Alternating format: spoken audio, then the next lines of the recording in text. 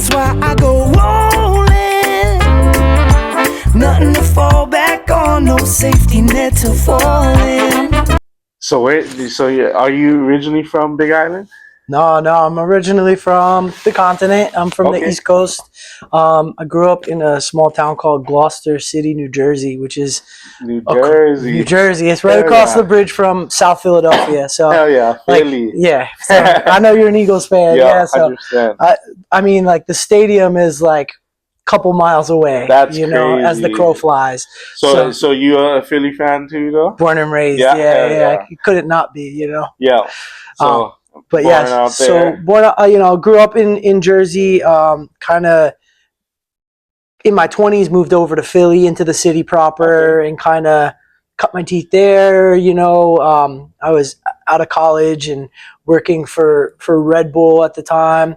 And then I moved on to another company, Vita Coco, doing marketing work. Okay, so kind of doing a bunch of like events and kind of field marketing before influencer marketing was a thing. Red Bull was already kind of doing that. So that's kind of where I got started. That's crazy. I never knew that. But yeah, I used to play in a band called Tsunami Rising out there. Yeah. So we ran the East Coast pretty consistently. Yeah. Okay, cool. That's super dope. Yeah, that's crazy. Even Vita Coco is a huge company. Yeah, it's crazy because I've seen both companies. I started with Red Bull, was it 2004? Okay. It was a long time ago. So that's around when it was starting to like really pop off too. Totally, bro. So it's like I remember before they only hired girls to drive around in the cars, I was like one of the last cool dudes they got to do that. So we would drive around to different events and like do fun stuff, and like people that had no idea what it was at that point was cool. So that was kind of how I learned about like what I call field marketing. It's like just being out there, and just like street teaming, kind of like what we were talking about earlier. And that's kind of something that always came natural because like that's what I did for music. Like you got to be out there handing out flyers at the shows or doing whatever you can to get the word out. That just made like my life make more sense because it feels so natural, but that's why is because we're already doing that for our own personal stuff.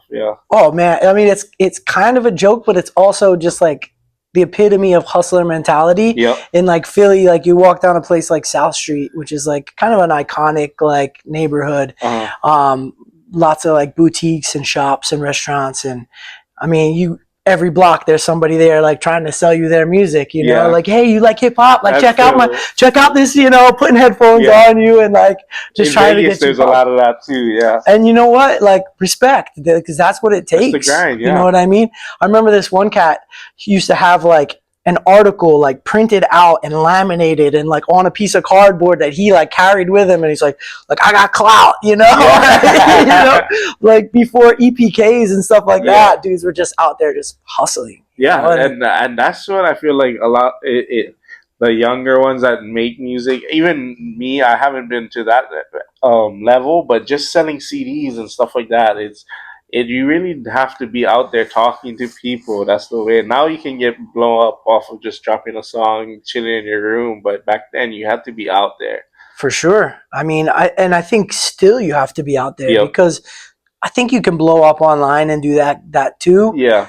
But it carries another weight when you're like really doing the work and you're connecting in real life. Exactly. And people see you and you're building up a community around you, like the way artists like La Russell, he's building. We just talked about him in Shane stuff, and he's like you said, building a community. That's what it takes, man. I mean, we always called it the scene. You know what I mean? Like I grew up playing punk rock, and so like the punk scene was like, it was a scene, it was a community, but you see the same people at every show, and like, or like different pockets of groups of people, and like that's important. 100%. It's important, like I love going to a concert and like knowing the words to songs that aren't even recorded yet because I've seen my friends play them so many times, and like that's how. 100%. It's such an unreal feeling when you just hear the lyrics and then you're like look around and nobody else knows it, but you're about to know this song, and then they start vibing with it because you're vibing with it so much.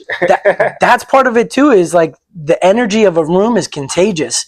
And so like one time, like one person vibe and singing along makes everyone else be like, I want to know the Yeah, words to this yeah, song. I yeah. want to, what's going on here? It's contagious. I mean, I play a lot of like restaurant gigs and stuff like that too, and you know the non-glamorous gigs, but Yeah, they pay the bills. 100%. And you know what? Like sometimes you're sitting there and you're pouring your heart out in these songs and you're playing to the backs of people's heads and like literally no one will clap it when you're done and you're just like, fuck, all right, here You'll we go. get some glances Do it again. every once in a while. But if you got a friend, a plant in the audience that's like, after everyone, everybody starts clapping. Everyone else will clap too. All it takes is one person. I mean, I think we're like, it's hive mentality, you know what I mean? But like, that's what it takes. And that's why I think being present is important, you know, and like building that community, that musical scene, and showing up for other people's shows that you're not on. It's like, as an artist, I think is really crucial. Yeah. And back in the day, it was like almost like you had a bad rap if you didn't come to the shows you weren't on, because it was like you're only coming when it's cool for you kind of thing. Yeah, it's obvious, but it's so fun. Like you said, when you go and you kind of see the same people, it sounds lame, but you create this community, but friendship that is like even though you guys aren't in the same circles or anything, when you see them that night, it's like, oh, we're homies still, like totally. And everybody just rages. The tavern at one point was so good at that. I loved hanging out over there. It's important, man. When you have a spot where you know you can go and there's going to be music, or like that regular spot, we're kind of lacking that right now. Yeah. You know, there's not a lot of that. I'd love to see more of that. I'd love to build more of that, you know, but shit, man. So in Philly, you said in the punk rock scene, there was like a good one. What event spaces would you like play at and stuff? Oh man, anywhere. You know what I mean? You could anywhere from like a basement, like basement shows were really big in Philly. Like literally, like in West Philly, there's like these big houses and like 8 people would live in them, and you know what I mean? Because there's like 6 bedrooms, and then the basement would just be this dingy basement, and they'd be huge, but you could fit 200 people in there because they're like on top of each other, and it's nuts. You know what I mean? And you know, but like that was kind of a staple of the punk rock scene, because most venues don't want to rent their space out to people that like slam into each other and, you know, sneak their own beers in and don't spend a lot of money. But, you know, it's important for people to have that outlet. Scene down here is looked at. Definitely, like the rap scene there too. Yeah. But I remember the first show I ever threw, I was 14 years old. What? That's crazy. Me and my friends, we threw in, we chipped in. Like a house party? We got $300 and we rented a VFW hall, like a Veterans of Foreign War. Big too. Yeah, we rented a hall, and like they had these halls in our town and stuff, and it was, you know, not massive, but like it was $300 to rent it.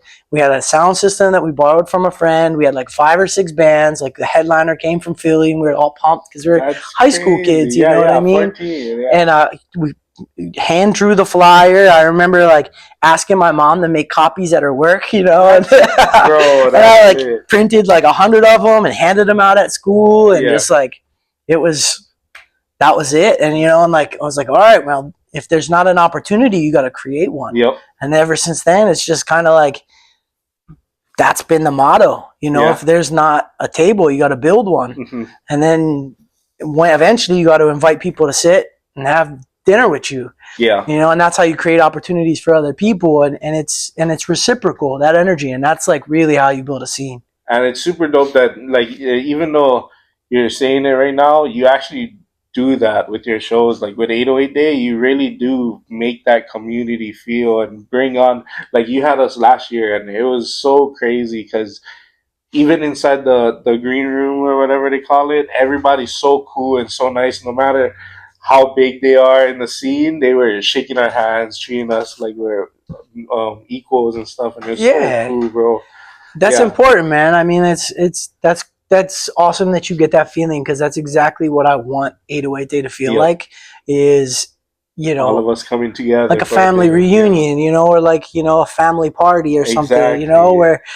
And it kind of has that. I like that it has that feeling. Like it felt like a big house party almost, you know, where it's like you can do kind of whatever you want, but you're respectful to everybody there, Exactly. you know. And you know, if someone's out of line, someone else is going to take care of it. You're not relying just on security to do that. And that's the beautiful thing about a scene too. It's like in a mosh pit, you know, if somebody's acting like an asshole, it's self-regulated. Yeah, you don't wait till security comes and kicks that person out. You take care of it, and you make it aware. If someone goes down in the pit, you know, you box them out, and then that person, you uplift that person, make sure they're okay before you resume. I like that. Yeah, that's dope. Yeah, I don't know the etiquette of it, and that's super cool that it's like that. Yeah, that's dope. So, what is the biggest changes? I know it's probably dramatic, but from Philly to Hawaii. I mean, the diversity of music that you get in Philly is like you can go anywhere, any night, and find music that you want to listen to. You can find a hip hop show, a jazz show, a rock show, whatever you want. Every night of the week. Every night of the week. Out here, it's like there's a lot of the same thing. You know what I mean? And it's beautiful, like, you know, island music, reggae music, you know, but it's kind of a lot of the same stuff. Yeah. And it's like that restaurant scene or live looping scene, you know what I mean? So I think the diversity is definitely one big difference, and just the opportunities is different because there's less places to play. There's less places to play. It's a little bit more competitive for like, you know, some gigs. So, but I think that there's always a lane. You know what I mean? Like I see when I first moved out here, I just started going to open mics. You know what I mean? And like that creates opportunity. That's when people ask me like, oh, you know, what should I do? How do I get started at open mics? Bro, go just get used to performing, get your reps being in. On there, You know what I mean? Because like just that feeling of being on a stage is different than practicing 100%. In your basement or whatever it is. Sometimes you gotta get through it to realize, and you kind of gotta shake off the nerves after a few times. I still get nervous, bro. I've played hundreds of shows, and I'm like, I still get nervous in front of an audience, you know. But once you get that confidence to know that you can still get through it even though you're nervous, is what's the one. Yeah, exactly. Cool. So have you? My bad. I'm just a huge Philly fan. So have you ever gone to a game and stuff out there? Oh yeah. Yeah. Oh yeah. We used to sneak into games all the time. Yeah. Bro. Because I'll tell you my favorite story. So Philly fans are nuts. You know that, right? 100%. Like if you watch the base ever. Yeah. So I remember when it was I don't know what year this was, but the Eagles were playing the 49ers when Terrell Owens was on the 49ers. Yeah. Later he came to the Eagles, But me and a bunch of friends snuck in. I had friends that work security at the stadium, so you kind of know like when a gate's going to be open or something, you know. But so a bunch of us snuck in, and we snuck in with like beers in our wintertime. You have big hooded jackets and stuff, so it's kind of easy to sneak in with stuff. So snuck in with a couple beers, and there's a standing room area in the new stadium at Lincoln Financial Stadium, and was drinking a beer, and security comes up to me and goes, "Bro, you can't have that in here." Took it away. Had another one in my hood, so I came right back. He's like, "Bro, you gotta go." And so he took me, and in the stadium, there's actually a court. There's a jail and a court in the stadium. That's how like nuts the fans get. That's crazy. So we're in the basement, like waiting in line. There's 20 people in front of us that already got busted. That already got arrested for doing some dumb shit. So it's me and my friend, because my friend like just like didn't shut up. You know, he didn't even get in trouble, but he was just like giving the security guy a hard time. So he got popped too. And we're standing there in line. And all of a sudden, this was the game that T.O. broke his collarbone. Oh, yep, I remember what you. And so, like, we're just walking by, like, from, like, me to the wall. T.O. walks by, no shirt on, ice pack on his collarbone, and the place goes nuts. You think about the people that are in that line are the rowdiest assholes. And so the place goes nuts, and just, like, people are yelling and screaming at him.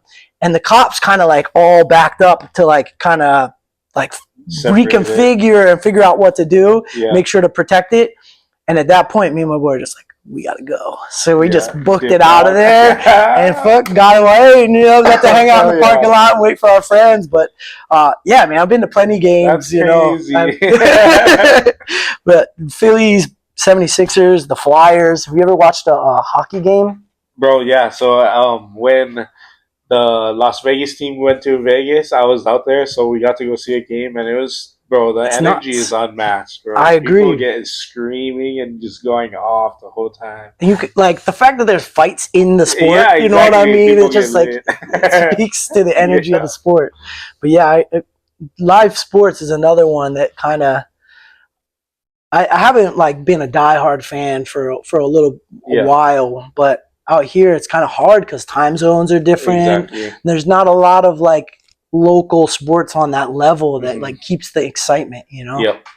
But so growing up, you play sports? I did, yeah. I grew up. I played football, basketball, baseball. Ooh. I wrestled a little bit. I ran a little track. I tried pole vault one year. That was fun. Yeah. That's the one you like go over the pole. Yeah. Like you run, you stick it.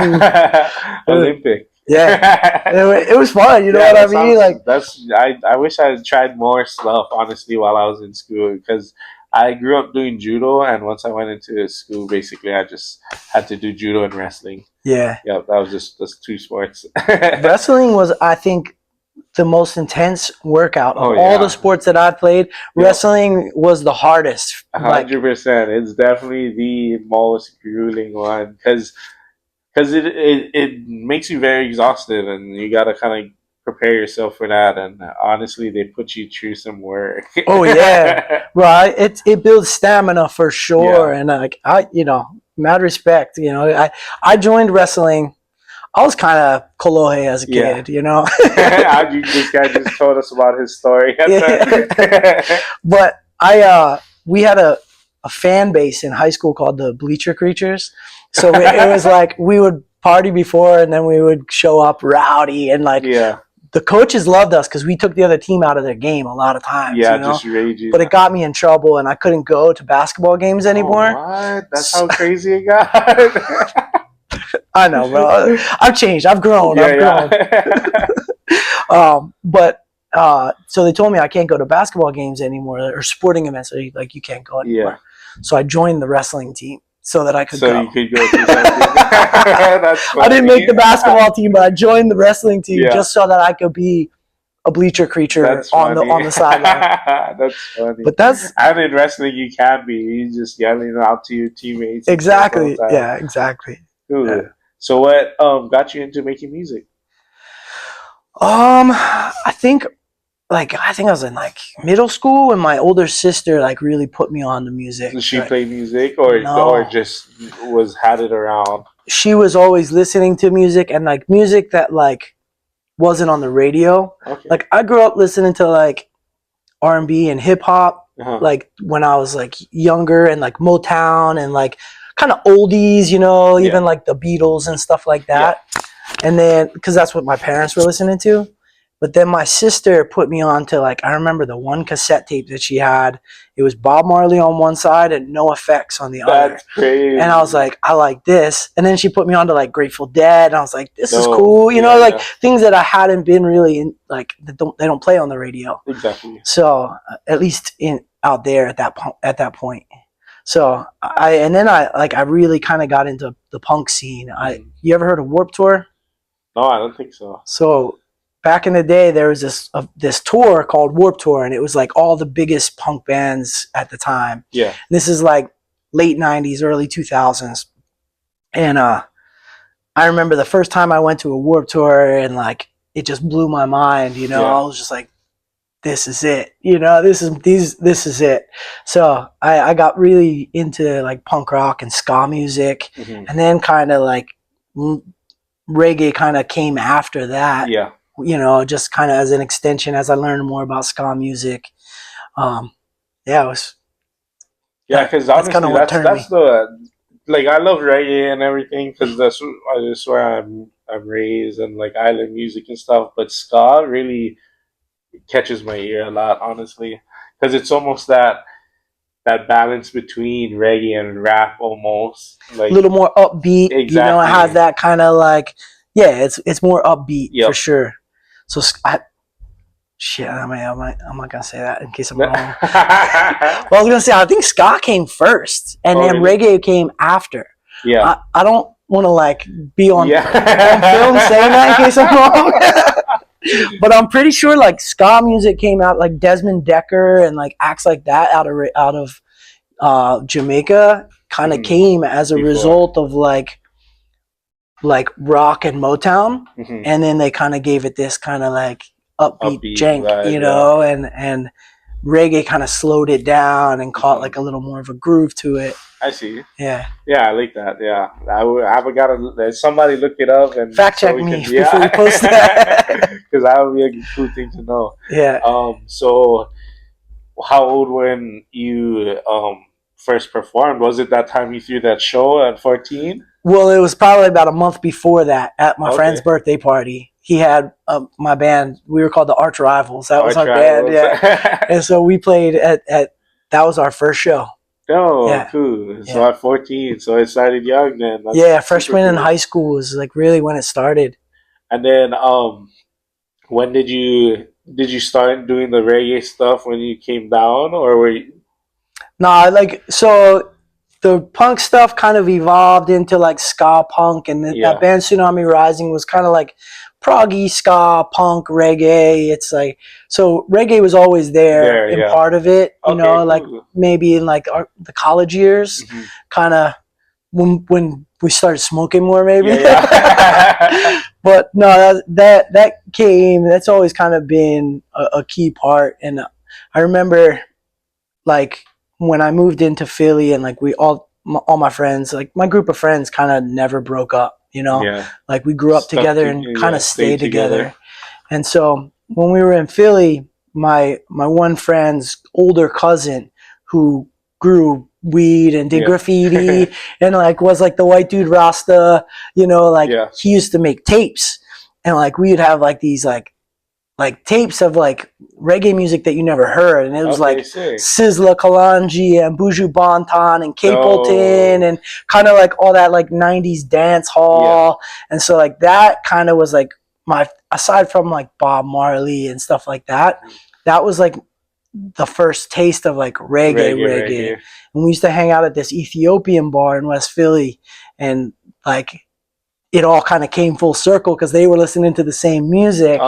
And so like so just kind of picked up on that. And like, you know, what's cool about a city like Philadelphia is like you pick up on that diversity, and it shapes a culture. You know what I mean? Like my band was you know, reggae rock or whatever, you know, but never quite reggae enough for the reggae shows, never quite punk enough for the punk shows, never quite hip hop enough for the like the rap shows.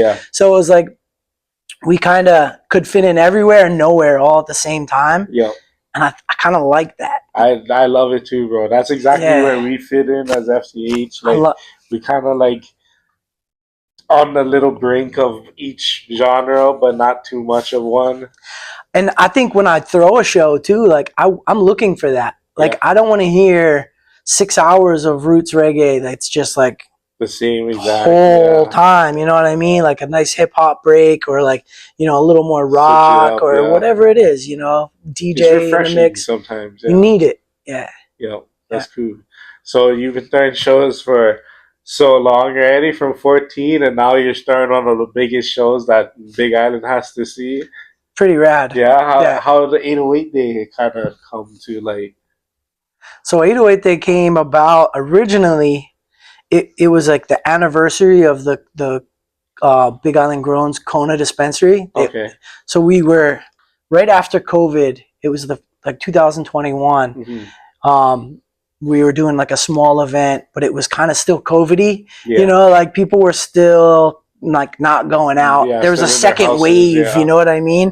And so we're like, oh, let's just do a beach cleanup and then like a little potluck, and we'll have live music. And so like Tiana, the old days, and Lil Paca Roots came, and I played music, and you know, like my fisherman friend brought a bunch of poke, and like it was more like just like family Barbecue style. cruise, yeah. And then the next year, everyone was so starved, you know, because people haven't been doing big events. Yep. That we threw the one at Brew with Leilani and Kenna and Josh Heinrichs and Skillinja, and had 3,500 people show up for that one. Why. It was nuts. Yeah, so it like instantly flipped, and like everyone was like, "Oh, live music's back!" Yeah. And so we did it again over there the next year, and it was, you know, another banger, not quite as big, but it was still a rager. It was that Through the Roots one. Through the Roots, yep. Irie Love, Landon McNamara, Kona Town. It was a dope lineup. That was a fun one, man. One. Yeah, who else was on that one? Yeah, these guys played that with with Kenna and everyone else. They had like their own little band they had on it. Yeah, it was like a mixed band. The Neha, I think. Yes, yeah. Yeah, that was super dope. Yeah. I really like that show, honestly. We got to go. So that was like when like you said, it was COVID, so we weren't going through shows a lot too much. And then finally we were like, okay, let's go. And then that one came up, and I was like, we got to go to this one. I missed the first one, and it was such a dope vibe. And I'll try, like, what's cool about 808 Day 2 is like it's got like block party vibes. Yep. You know, and that's a very Philly thing. Yeah. You know what I mean? Like literally like block parties where just like they would just shut them down. Just goes off. It's neighborhoods. It's not even businesses. It's like you shut down your neighborhood and you threw a block party. You know, if someone brings the sound system, that's cool. And it grew like you know Diplo. You know, Mad Decent. You ever heard of the Mad Decent block party? No, I don't think so. It became a tour that he would do, but it started as a legitimate block party. He used to have a mausoleum in Center City, Philadelphia, like an old mausoleum that they had a studio in, and they used to throw parties in. And once a year, they would throw a block party, and they would bring in, you know, all the extracurricular stuff, like a dunk tank or like a barbecue, you know, like things to make it like a party. And so like that's kind of like an inspiration for 808 Day 2 is like that's why we have live art and you know, different food vendors and just trying to make it feel like you can walk around and have a bunch of different experiences. It was like a fair almost, like like a proper festival. Even though it's a one-day thing, it feels like a festival. Yeah, I love that vibe. So if you haven't, you gotta go to the next 808 Day because that thing is like such a vibe. Even the Gila one was so cool, bro. 90 Mile Gardens is a cool venue for it too. Yeah, lots of coverage for when it rained. I'm glad that they're starting to use it as an event space because I never heard of them really using it like that. Well, Shane guys put me on to that. You know, like when they did their event, I was like, that they did one, and Anuhea. I played an event with Anuhea and Penny Dean. I think they called it Malama Healing Festival, and I was like, this has so much potential. You know, and they're cool. The people over there are cool. So like you can, you know, work with them. You can work with them and have like a cool laid back event where it's not just like super uptight. Yeah, which is important. 100%, because everybody feels comfortable and it's not like too crazy. Yeah. August 2nd this year we're doing it. August 2nd? Yep. Okay, cool. Mark that date. You gotta go. I better see you there because I won't be there. Oh, it's gonna be a good one. I'm super stoked to release the lineup. Anything? No, yeah. Cannot yet. But it's a band that you haven't seen on Big Island in a while. Okay, cool. Yeah. Awesome. I love that. I can't wait. So, you play instruments? So, is it just guitar? Poorly, man. I am not very good at guitar. Oh, you sound amazing, though. Thank you, bro.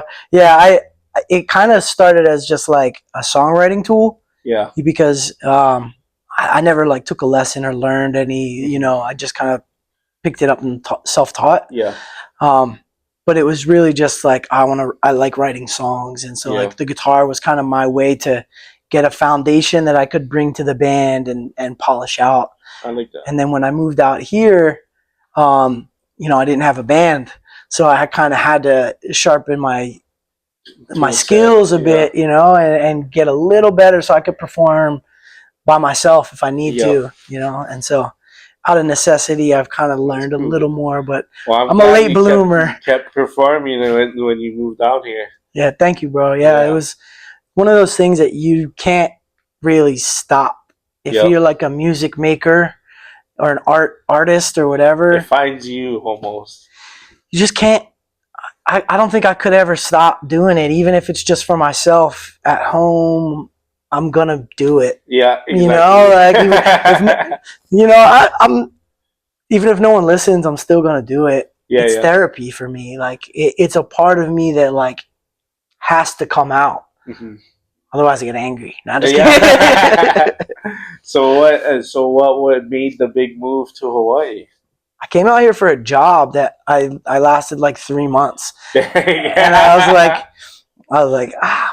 So my lady that I moved out here with, her mom grew up on Oahu, and her grandma lived on Oahu. So like, even when her mom moved back and had her on the mainland, like her grandma would always send her leis for her birthday. Okay, so like Hawaii always had like kind of a special place to her. Yeah. To her, you know, she in Philly has like the gold bracelets and stuff. So like, but she's a massage therapist, so she wanted to learn Lomi Lomi massage. Okay. So when we came out, I got a job.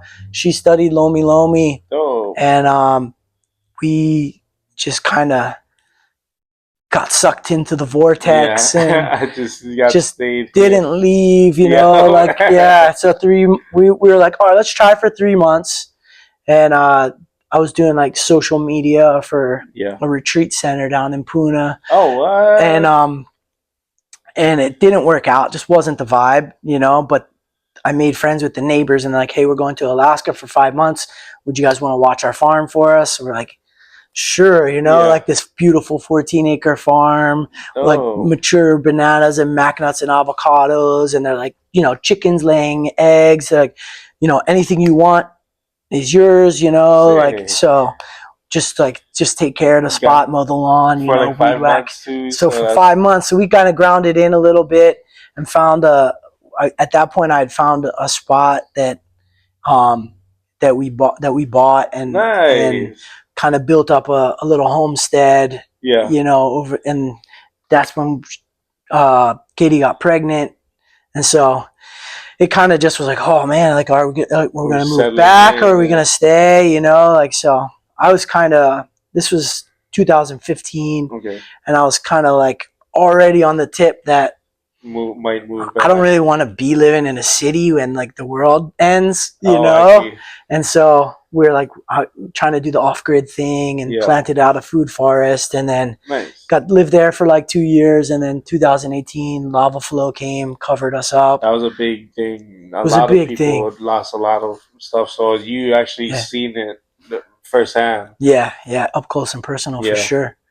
And I thought that was my ticket back, you know. I'm like, all right, she's spoken, you know, like this is my ticket home. But I got pulled in even deeper. It felt like, you know, like the community kind of just was like, nah. I got like another job that kind of kept my mind off of things. I was working for a vetiver farm, doing like vetiver grass installations and like working with plants is a really interesting thing because like plant spirits talk to you. Yeah. And like that plant it's super therapeutic. Is whether it's like, you know, the aromatherapy or plant spirit, whatever, you know, working with vetiver was super grounding for me in a time where like I was like unsure of what's up, you know. I was in the whitewash, just like tumbling, and I got to work with this plant that like is really deep roots, and it was like just like being in the dirt just felt really necessary at that time in my life. And so that was really therapeutic. And then obviously writing music at that point, and I kind of tapped into a couple different music scenes at that point because I was kind of limited to just like the Puna hippie scene, to be honest with you. Like that was kind of moved on. Yeah.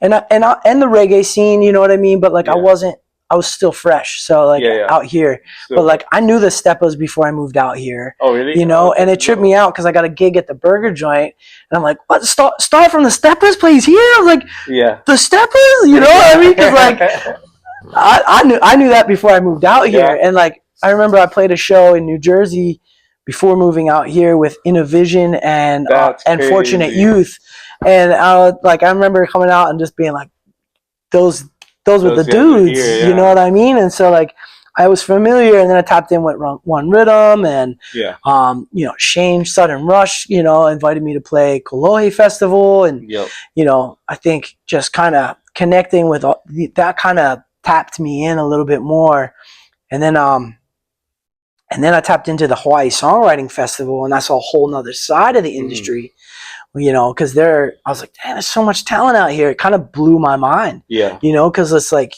you don't see it, you know, it's all hidden. It's really hidden, and that's exactly what we're trying to do with this spot. Is just give them, because just like me growing up, I'm kind of like you, where if I don't have the opportunity, I kind of make it. But there's a lot of people that don't do that, and they almost like, you don't want to say they just wasted their talent, but they just need a little guidance. yeah. Yeah, so getting them into the studio and stuff kind of will help that. But I totally understand. There's so much talent that just don't get the recognition because they're just at home singing rather than doing songs and stuff like that.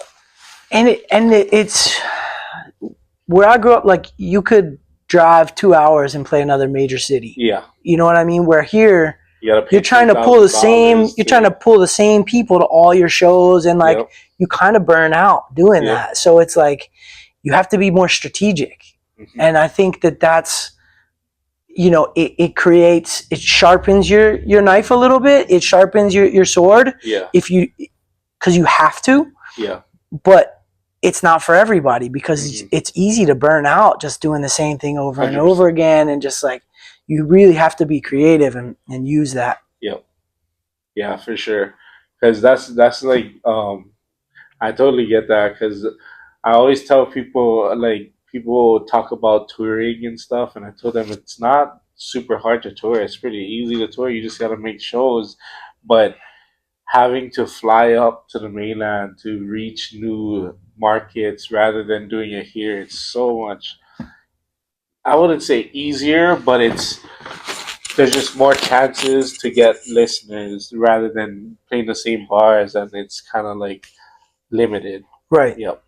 Like like I-95 is a highway that runs along the East Coast, right? And like where we were at, so you could be in Philly, 2 hours north is New York City, you know, 2.5 hours south is Baltimore, an hour and a half from there is Washington, D.C., Richmond, Virginia Beach, you know, North Carolina, and like you're just All like boom, boom, boom, boom, radius, boom. yeah. You're just kind of hitting them, and it's brand new people, and you could stop honestly in between each of those spots and hit a bunch of new people. Exactly. But you know, you got to have the fan base to do that too. Yeah. Because playing to empty bars isn't fun. You know what I mean? It takes a toll on you sometimes. It's can be soul sucking for sure, but so can playing at a restaurant over and over again. You know, so it's like really being able to be disciplined enough to balance yourself out, because like I like that. I in like 2 weeks I played Ho'olauea to a couple thousand people, and then like a bar gig in Kona to like 6 people. Yeah. You know what I mean? And it was just like, when some gigs, you know, fill your bank account and some fulfill your soul. Exactly. You know, so it's like you just have to be able to be balanced in your approach. I like that. Yeah, that's the best way to look at it too, because sometimes you get those big ones where you get the money, you don't really care about the money because it's more about like being on that stage and being recognized and stuff like that. And sometimes you gotta take the pay cut, and then sometimes you just need to have those gigs that pay the bills. Totally. There's like social currency. So did you do that in Philly too, though? Did you do like small bar gigs, or? We not as much like bar entertainment, like where you're just like playing for 3 hours. We did do that, but more like we threw it like a concert, and we like brought our crowd to the bar. Cool. You know what I mean? Have you performed up there since you've been down here? A couple times, yeah. We did my old band did one reunion run of shows. Nice. It was like 3 shows. We did, Philadelphia. You gotta bring them down here. Well, they would love to. It would be fun. I miss it. I was talking about that band like earlier today, and just the camaraderie of being in a band, like being in the van for 3 hours, Yeah. like, you know what I mean? Like making inside jokes Yeah, and you stuff get like super that. close, yeah. You get super close. And like, obviously the music I miss playing that, but there's something cool about like having my own thing too. Yeah. And being able to kind of pull people in. Mm-hmm. It's not that like I need the control, because I do crave like the collaboration. Yeah. But the control is cool because you can kind of release what you want it to be. You make it what you want. Yeah. You know what I mean? Rather than bending to the other cooperation. Stuff. Yeah, exactly. Yeah. So I miss it for sure, but it's been like over 10 years since we've done it. Yeah. But yeah, we gotta get you guys out here and bring them down. Fuck, we need to practice. Cool. Yeah. Well, we got a space. Yeah, you do. Cool. So we like to ask tips and stuff that you would tell an upcoming artist and stuff like that. So, what is some marketing tips you believe that every artist should have in their tool belt? Oh, marketing tips. That's an ever-changing thing, I think. You know what I mean? Honestly, with the time, it changes so fast. But I think if I could give a tip, don't try to look for tips. No, but honestly, do you.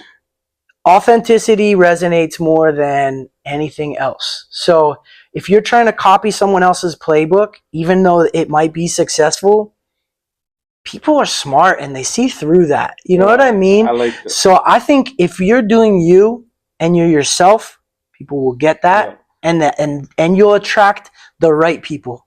You know what I mean? Like, don't try to attract everybody. Try to attract people that resonate with who you really are and the art that you really want to make. Yeah.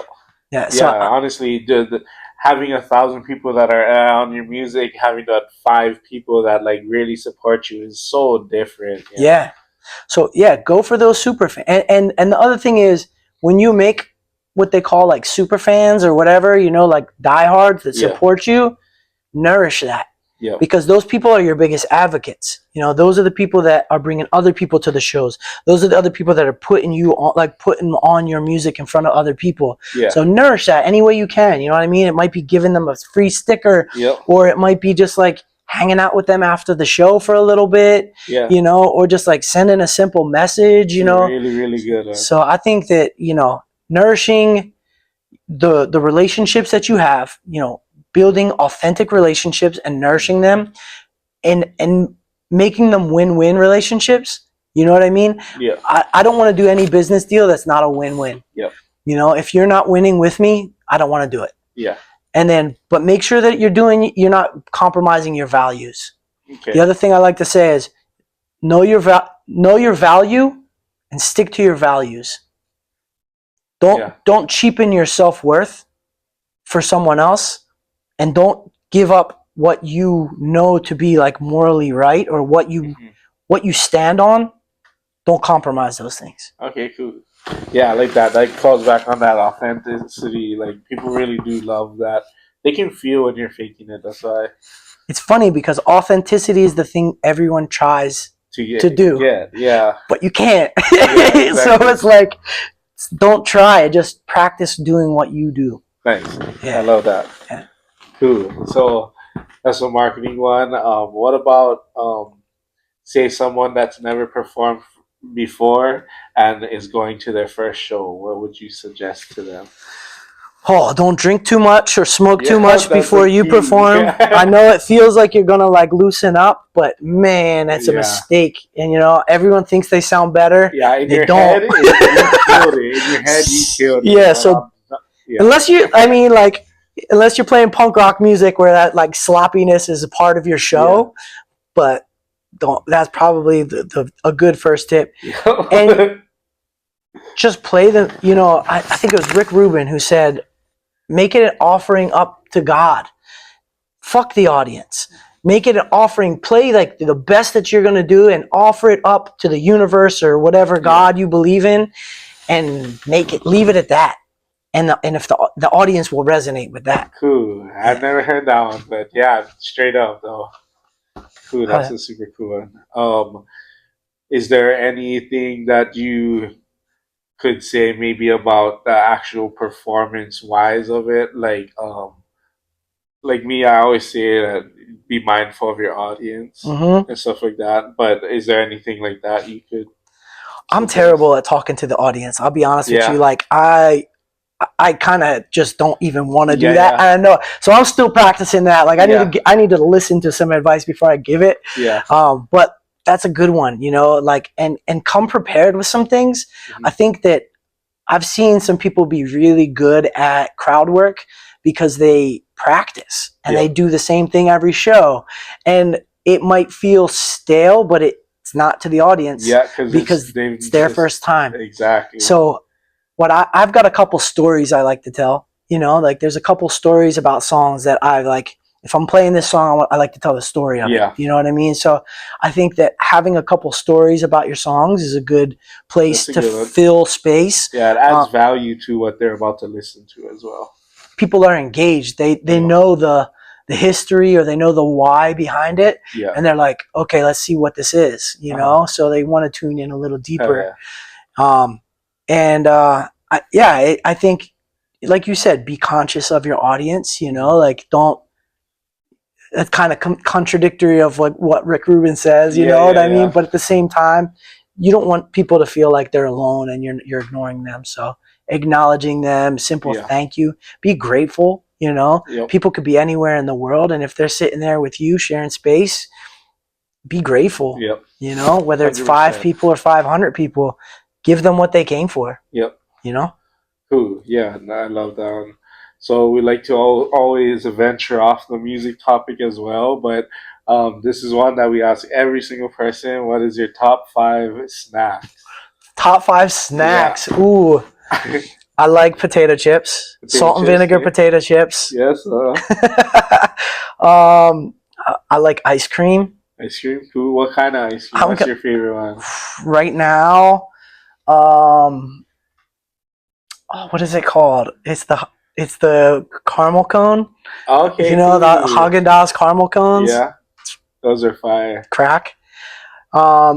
What's some healthy ones? I'm trying to like... Yeah. not just look like a slob.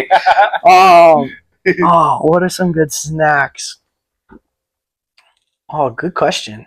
Top 5. That's tough. It's a lot, yeah. Yeah. Because you always have that first 3 and stuff. Then you start going to the banks. I like dehydrated bananas. Bro, that's crazy because Shane just said the same thing. Yeah, he said that's the one. Shane's smart. That's why. Yeah. He's like, I like it because there's only one ingredient and it's dried banana. Yeah, and they're good, and you can mop them and get a good dose of potassium. You know. There's the good, like the apple bananas, you know, the small bananas, dehydrated. There's just like dehydrated whole, so good. Yeah. What is the one we tried on the podcast? What was it? Starfruit. Ooh, dry starfruit? Okay. Oh, that thing was fire. By far the best snack I got. No way. Nice. What else? All right, so that's 3, yeah? Yep. What else we got? Like trying to think about like my kitchen. Like what am I going to get? I mean, does French fries count as a snack? Yeah, I mean, Kyle said poke, so... Okay, that's not a snack. Yeah, he said a poke bowl. Poke bowl's a meal, bro. Yeah. But yeah, definitely. All right, French fries I feel like are more like I would sit down. Oh, you know what else I like? Mozzarella sticks. Yeah, you know, I love mozzarella sticks. So that's one thing I love. Like, pizza's a meal. Mozzarella sticks, like as appetizer's a snack, right? Yeah. That counts as a snack? 100%. All right, then yeah, mozzarella sticks. Okay. And cool. French fries. Yeah. And potato chips. Haagen-Dazs ice cream. Yeah.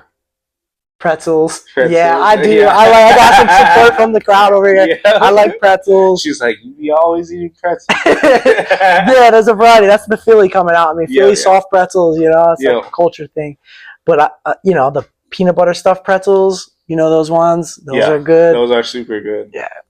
Good call. Well, I kind of off topic, but I can't wait to go to Philly. So my girl, she promised me that I can go to a Philly game in Philadelphia. Oh, let's go. So I can't wait. And if you're down, bro, I definitely want to go with somebody that knows the spot, too. Oh, I'll take you to the best cheesesteak spot, you know? That's what I was going to say. I can't wait to try one in Philly, just to say it. My last trip east was the first. I was a vegetarian for 20 years. Oh, for real? I didn't know that. Yeah, so I wasn't eating any meat besides fish. I was eating fish. And this last trip back was the first time that I had a cheesesteak in over 20 years. Oh, man, I ate all the Every little East Coast, meat, like hoagies and so. Oh yeah, That's but yeah, crazy. it's crucial. There's a good cheesesteak spot in Keaukaha now. Oh yeah, You ever been to Duck Fat?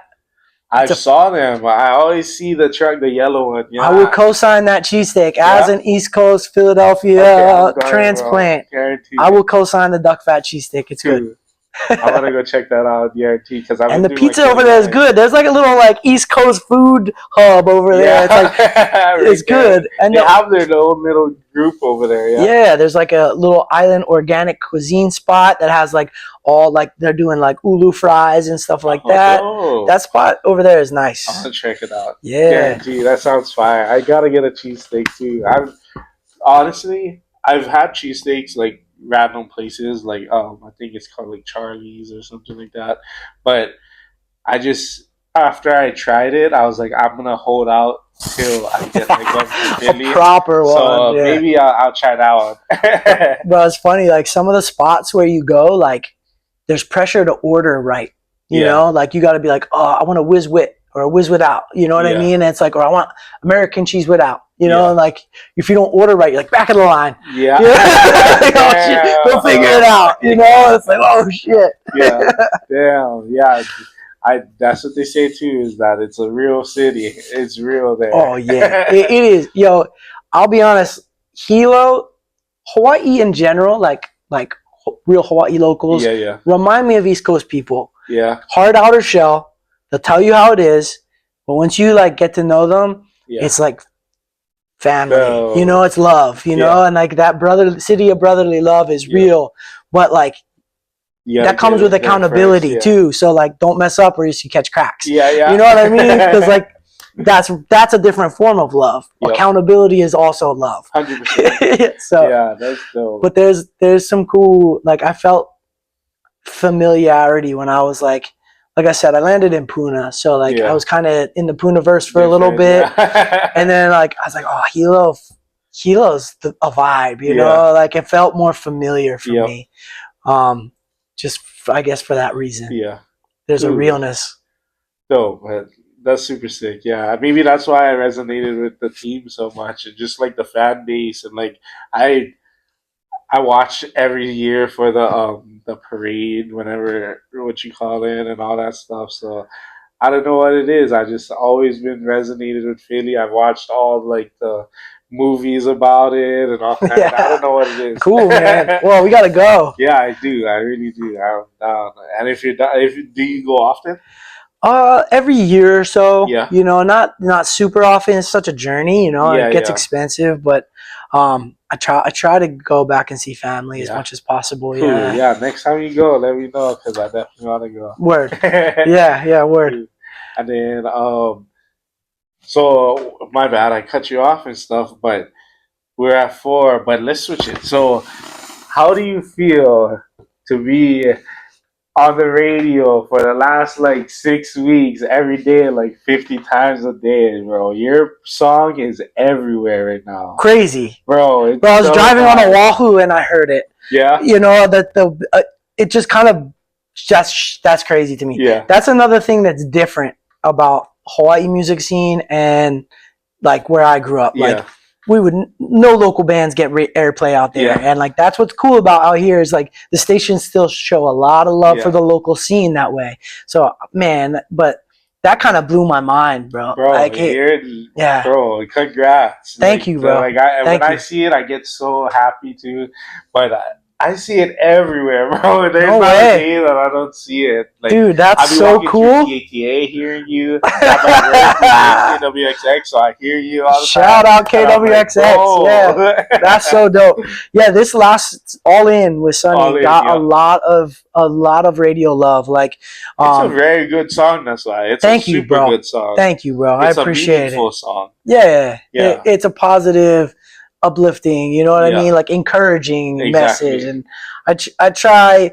It's funny because a lot of my songs aren't radio songs, you know what I mean. I don't necessarily, but that one I actually went out and pitched you know, for radio, and people actually picked it up, like Oh. KCCN on Oahu, and Kong Radio on Kauai, and the station on Maui 103.9 Q103.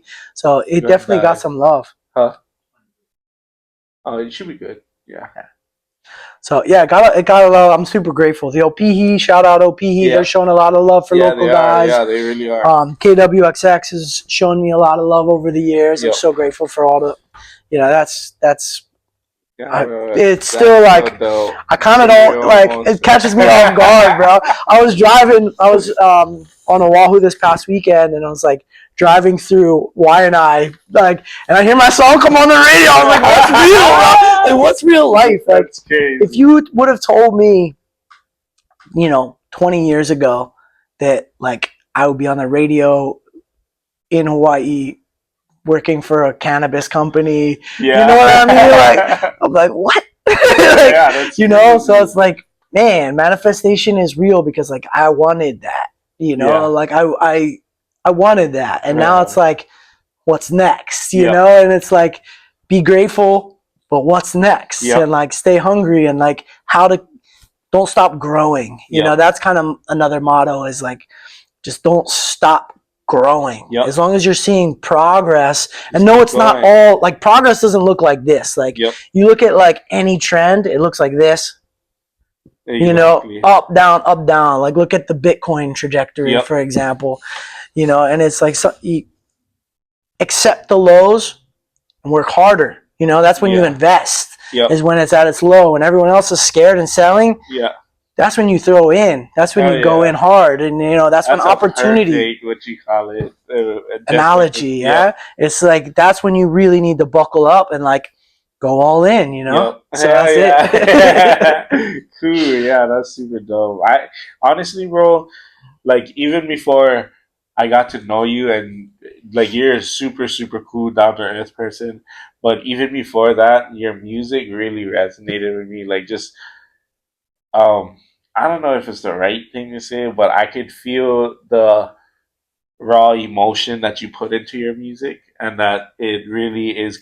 You're not making music to blow up or anything. You're really trying to, like you said, it was almost therapeutic for you, and you could hear that in your music. You're not really almost. It is therapeutic for me, bro. Like this is like I have to do it. You know, and like it. Even if no one else hears it, I have to do it. It is my therapy. You know, like some people go surf to kind of get into the flow state. When I'm playing music, like nothing else exists. You know what I mean? Like you're not thinking about paying bills or what you got to do for work or fighting with your girl or whatever it is. You're just in the music, and like that is healing, you know? And like to be able to share that experience with other people is one of the biggest, I think, responsibilities. Kuleana is like, because it's a privilege and it's a responsibility, and you know, like making sure not to manipulate and making sure to like do it right. That's important to me. So I appreciate you resonating with that, because I'm not doing it to make money necessarily. That's a factor, obviously. Of course, it's just like anything that to be sustainable. But it is at the end of the day, like it is for my soul. So I have to. And for it to transfer to the listener so good, like it heals my soul, bro. Listen to your music. Like, thank you, bro. This is kind of like fanboying and stuff, but I remember at one point, I can't even think of the name of the song. I'm all blank. But Get Back Up. Get Back Up. I remember I think it was like when Outback closed, or maybe when I lost my son, but I was at a really low point in my life, and I've always heard it, and I was like, dope song, everything, but when it meant to me what it meant, like when you're singing it, I listened to it at least 7 times in a row. Just driving home, I have like a 45-minute drive, and I just had it on loop the whole way, and I was just like tearing up and everything, bro, if I'm being honest. And I really thank you for being real with your music, because it does mean a lot to us listeners. Thank you, bro. I mean that relationship between like listener and artist is so sacred. Yes. You know what I mean? So like, that means a lot to hear from you, bro. I appreciate that, man. Yeah, no worries. Because it's funny how music sometimes like it hits right away, and other times it sits. You know, like sometimes it'll just like, I never heard that line, Exactly, or ooh, that chord hits different this time, or whatever. So it's like, you know, that's the beauty of music, is like it can transcend time. Yep. You know what I mean? Like you can hear a song from 30 years ago and it can sound fresh, or like, what was that one song that was like on TV and it never was popular? Yeah. It was like an old 80s song. It was on Stranger Things. And yep. all of a sudden, like, it blew up because of like one episode of Stranger Things. People were like, "Oh, this is it!" You know, like a timeless song, man, is just like invaluable. Yep. And so, like, that's, I think, another good tip for artists is like, write timeless music. You know, don't follow trends. Write something that is from the soul, because that's something that people will always be able to resonate and share that emotion. 100%, because. At one point, like being a rapper and stuff, rap was like changing super drastically in months to years. So I was almost trying to chase the trend. Yeah. And I almost like lost a bunch of my listeners, because they're like, okay, he's kind of just doing whatever. And then when I fell back to what was real and like what I wanted to make the music, rather than just trying to blow up or something, the listeners came back, and now they actually like comment and like do all the, like, they're interactive and stuff, and like falls back on that, like the 5 real listeners is way better than 1,000 empty listeners. Bots. Yeah, exactly. Yeah. I mean, that's real. Yeah. Yeah. So how you like in Hawaii? You ended up just sticking out over here then? I love it. Yeah. I mean, my daughter was born here. It's all she kind of knows, you know. The culture, the environment, you know what I mean? I think it's I can appreciate the connection to land that people have, you know. That doesn't exist everywhere. I know it's like such a normal part of culture here. Yeah. But that isn't normal everywhere else. But it's something that I really resonate with, and like, you know, that's important to me. So like being able to have that, share that value, I think is one of the reasons why I love it here. You know, that I'm grateful to be here. I know the complexities of people moving to Hawaii. Trust me, like it's something that I've kind of had an internal battle. You know, like I know there's limited amount of space, and I know that people are being priced out, and I feel that. So I feel almost a responsibility to do right by the community, which you do, and try to create opportunities for other people from here as much as I can. And like that's why, like, you see 808 Day is like, it's mostly Kanaka Maoli, and you know, like even like down to the vendors and stuff like that. It's like I'm trying to be intentional with how I live here, because I know I probably shouldn't be here. But you know what I mean? Like I know that you showing that you are mindful of it and actually doing all the things that you do, those are the ones that I feel like should live here. Because there's a lot of people that are from here, Hawaiian or not, that take it for granted, and that's who I believe shouldn't be. It's hard, man. It's hard because my ancestors are Irish. And there's a lot of similarities, you know. It's like, you know, cultural. There's a lot of similarities, and I think that's another reason why I feel good here. You know, Ireland is an island. It's fishermen and farmers and surfers and musicians. You know, they have sessions in their pubs like the same way Kanikapila, like, and there's a lot of similarities that like feel familiar. But also like the colonialist side of it, you know what I mean? They're a colonized nation, and like they're fighters, they're warriors, and like I see that in Hawaii as well, and like I don't want to contribute to that problem, so I try to be mindful and conscious of what I do. That's dope. just so I'm not that yeah. Howley guy. Yeah, that's dope. That's super dope though. And it's not like I said, you are really contributing a lot to the community, more than most of my friends that are from here. So that's super. I try. I know it's not a competition, but I'm trying. So I appreciate you validating that, bro. Yeah, Thank you. no worries. And then another super dope song of yours is Fertility. That thing is so dope, bro. Thank you, man. That was a cool one because that one started with 3 words, right? I wrote strength, love, and wisdom. I was actually in Peru when I started writing that. Oh, nice. I was just out of an ayahuasca ceremony. Damn. Yeah, I like plant medicine, bro. I like plants. Yeah, I've always wanted to try it, honestly. I probably how you did it, but I would like to do it with a shaman and stuff like that. That's the way, bro. Yeah. Even, and I've done it here with like other facilitators, but in the culture in Peru was the way that I needed to do it first. Yeah. But I wrote that, and that was kind of like a mantra for me for a while: strength, love, wisdom, strength, love, wisdom, and then it kind of started: strength, love, wisdom, creativity, abundance, clarity, direction, connection, oneness. And it kind of kept going, and so it became that song. And Ku'ule was like, "This is like my favorite song." Like she's like, "This is so." I'm like, "Yo, you want to get on it?" And she's like, "What do you want me to do?" I was like, "What do you want to do?" She's like, "Can I sing an Olelo?" And I'm like, "Hell yeah!" I was like, "Do you?" And so we sat down in the studio, and the song was done. Yeah. And then she came through and layered her stuff in there, and I was like, "Now it's done." It was like, I still have the paper towel that she wrote the original lyrics on. That's sick. On a paper towel too. It's in a paper towel in a Ziploc bag in my copy of Olelo Noea.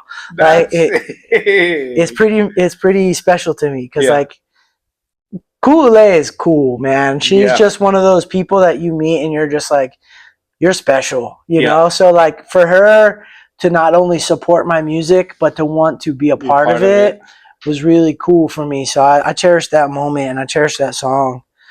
And that was another one that like didn't expect it to hit radio. Yeah. Because it's not like poppy at all. Yeah. And it hit. It hit on a couple of radio stations out here. I remember I was in Oahu for Outback training and stuff, and I heard it come on the radio. No way. That's so wild, bro. So dope. That's so cool to me. I'll never get over that. I don't think that'll get old.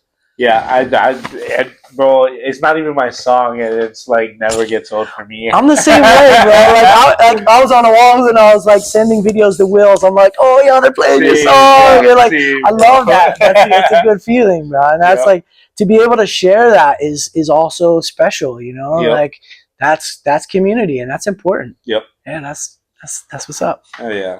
So we always try to get off the topic of music and stuff. So like you said, you work for a cannabis business, and what do you think about it possibly becoming recreational this time around? Yeah, it's a battle. Like I've been advocating for cannabis legalization. You're for like a little flying while. up to the meetings. And I've gone to the Capitol a couple times and given testimony. I think that it's wild to me how antiquated some of the perspective is around cannabis. Mm-hmm. I understand that there's some like really conservative mindsets in, specifically like, Japanese culture is very conservative, 100%. Right? And there's a lot of Japanese people in government and Mormon, too. And so like specifically when I go over to Oahu and I hear some of these like senators and state and representatives like, if we legalize it, there's going to be kids addicted and we're going to be scraping bodies off the ground. And it's like, actually, all the data says otherwise. Like states that legalize it. Don't even look it up. Adolescent use goes down. It's like, it's not cool if your parents are doing it. Kids don't want to do it, So it's like, and like people are already smoking and they're just, it's just, I see it as a missed opportunity. Yeah. Because I've traveled for this job too, and I've gone to California and Vegas, and like I meet people that are born and raised Hawaii that live out there and work in the cannabis industry, and they're like, I wish I had the opportunity to work in the industry and be home. Yeah. And it's not there yet. Yeah, that's exactly like we've talked about it before. That's exactly my whole thing. I kind of toned it down recently just because of like to show face and stuff on Instagram and all that. But I feel like it was such a hard thing for me that I had to go to California to be a part of it, and then the scene is super dope, like going to events and stuff like that. So dope. And then when I moved back, there's nothing, and it's almost like you're blacklisted if you smoke weed. And it's like, which is a bummer because sucks, it's so much healthier than drinking, but drinking is celebrated. You know what I mean? And no shame, you know. I think that there's times for social value in, you know, drinking with your friends or whatever. So but 10% off. Huh. Okay, cool. We got a couple. It should run for 5 more minutes. Another 15 minutes. But yeah, just I think that for people to be demonized, that's why I started the campaign Normalize Plant Medicine. Yep. You know, it's like normalize it. You know, I talk to my daughter about it. She knows what it is. She doesn't want to do it. Yeah. You know, but she knows that it's medicine for me and and for a lot of people. Mm-hmm. And it's not good for kids, you know, like, you know, when she had some police officers come to the school and they, you know, tell her like, you know, marijuana's bad.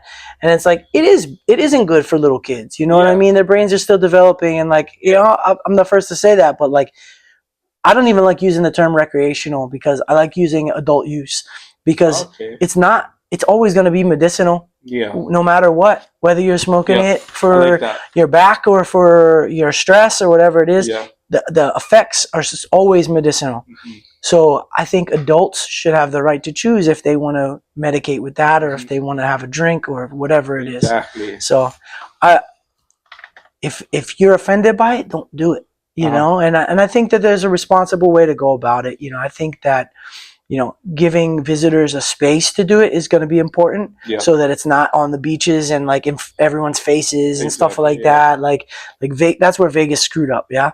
Like it was everywhere on the streets because there was no lounges. No places, There's no lounges. None of the resorts allowed it. So it's like carve out space for it so that it's not everywhere. Mm-hmm. So there's a right and a wrong way to do things. And I think that it's not going to be perfect, but that's what the legislative process is for refinement. So each year we refine it. You know?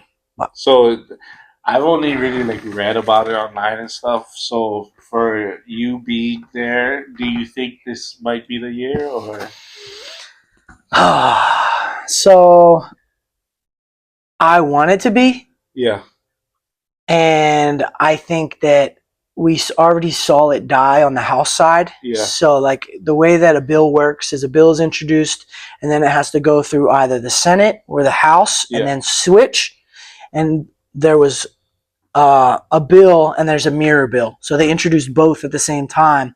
The House already killed that bill. Okay. So the likelihood of it going through the Senate and then going back to where it already died feels unlikely to me. But I know that politicians, like these lawmakers, they're always doing things behind the scenes and like there's conversations that happen outside of these rooms where they're kind of like trading favors and things like that. So I can't say no. I'm still optimistic because it's moving through the Senate. Mm-hmm. We'll see what happens when it gets back to the House, and that's going to dictate whether or not it goes through. Yeah. Because I know the governor will sign it if it makes it to his desk. Yeah. Yeah. Cool. Nice. I like you know what it takes? It takes people that care to give testimony. Yeah, 100%. When there's hearings, you know, even if you're just giving written testimony, that counts, you know? So when you see people like Big Island Grown, like trying to rally testimony, take that 15 minutes to like sign up and give testimonies and let them know, or call them. Call your local senator, call your representatives and say like this is important to me because they have to listen to their constituents. Yeah. So okay, cool. Yeah, definitely. I'm gonna take that more seriously because I've always been an advocate and everything, but I've never got into that part of it, and I feel like I really have to. With me preaching it so much, I gotta do it. That legwork is important, man, and it's confusing and it's challenging and it's like happens last minute, and that's intentional to keep people kind of out of it. And I think that's what makes it even more important for us to do. If you care about something, you got to be calling people. Oh, yeah. Yeah. Cool. Well, before we started finishing up, I wanted to definitely ask you, what was your favorite show you've ever performed at since you've done so many? Ooh, Ho'olale is up there, bro. Yeah. Yeah, Ho'olale is up there. I played some other cool festivals. Firefly Festival was one that happened in Delaware. Okay. And it was like massive, just really cool, just like, you know, like Outkast and Jack Johnson, like monster artists who were on it, you know, so like that was a cool one. I also really always enjoy like small intimate vibes where like you can just like really connect with an audience. Like that scene is also really cool to me. Yeah. But Ho'olale might be that might be the one that felt the best to me. Okay. Sick. Hell yeah. Yeah, because it's so, like, we were talking about Shane. Honestly, almost everyone I talked about, they talked about that. And what happened? Did it die? Yeah, looking for a charger, but you couldn't plug it in if you wanted to. Oh, because the mic is plugged into it. I'm fully going to grab it. Now, Ho'olale is special, man. It's like, it is. When so last year, this past one, I had a full set, you know what I mean? And I was like, all right, everyone's coming with me, you know, like Imani, Sonny, come on, let's go. Pahai. Because Shane did that for me. Yeah. The year before, he's like, Sonny Rush got a set, you know, I want you to come play 2 songs. I'm like, oh, cool, what songs are we doing, you know? Like, and he's like, you pick your songs. I'm like, what? Bro, and like it is your set. Your set, you know, like that. Like I was like, damn, like that. You know, Shane is that guy. Yeah, bro. He is like a scene leader, and I love him for that, bro. He tapped me into, you know, a scene that like I wasn't a part of, and like you know, co-signed for me before anyone knew who I was. So like, shout out Shane Vincent, bro. Like what a solid leader in the music industry out here. That's the best way to put it. I never thought of it till now, but he's a leader. He's a leader, bro. Yeah. You know, everything he's doing for Kanaka Fire guys, you know, us, you know, like, you know, perpetuating not only like music, but like hip hop music and Olelo, Hawaii, you know, like, you know, perpetuating that in music, bro, like he's a pioneer and he's like one that stood strong, you know, some pioneers fizzle out. Yeah. He just still here, rock solid, bro. Shout out Shane. Sudden Rush. Yep. Shout out Shane. Yeah, we were just talking about that too. But so we also like to ask swag questions and stuff like that. So one question that I'd like to ask is checks or stripes? So Adidas or Nike? Ooh. Or is there another brand? New Balance. New Balance. Hell yeah. I'm fully embracing. That's a real. I'm embracing the dad like life. You know what I mean? Back in the day, a lot of guys wore New Balance. I didn't know that. I just got into the sneaker like scene, and New Balances have been around so long. I was kind of anti Nike and anti Adidas for a while, you know, like trying to like avoid sweatshop. You know, I was rocking Vans for a really long time, like when I grew up skateboarding and stuff. But New Balances are the ones, man. They're made in the States. You know what I mean? They're comfy. They're durable. Function and fashion. You know what I mean? Yes. I saw interview with Mike Tyson, and Mike Tyson said that's the only shoes he trains in. No way. Yep. I like Tyson, bro. I know he's had a dark history, but bro is the epitome of like, you know, you can change your life. You know what I mean? Like he did it. Yep. And is continuing to do it. Yep. You know, like just like you said, just keep growing. Even if you hit the top, you just keep going. Yeah, that's it. That's it. I mean, he hit the top a couple times and then hit the bottom a couple times. You know what I mean? And like that's tough motherfucker, like spiritually and physically. Hell yeah. You ever listen to his podcast? Yep. Bro, classic. You know, I love it. Yeah, he's about the psychedelics too. All mushrooms. I saw one. I forget who it was. I think it was the Game. He's like, you can try it. He's like, yeah, I'll take one. And Mike Tyson just like took like a handful. He's just like eating it like regular candy. I was like, this guy. He's all about the toad, the Bufo toad. Oh yeah. Right, he's all about so it. Funny. Classic. Yeah, hell yeah. But yeah, before this dies, like, and thank you so much for being on it, bro. Thank you for having me. Super dope knowledge you gave the audience, and I'm glad we got to know a little bit more about you. I hope that me and you get to take a trip to Philly. Let's go, Yeah. bro. Go Birds. Let's Hell go. yeah, thank you, bro. Thank you, bro. Hell yeah, but this is Kicking It with Killa, who is with Drew Daniels. He can drop some knowledge on you guys. Go check out his music. So fire. Made me cry. Cheers are cheap, you know. I'm going for tears. Yeah. Yes. Thank you, bro.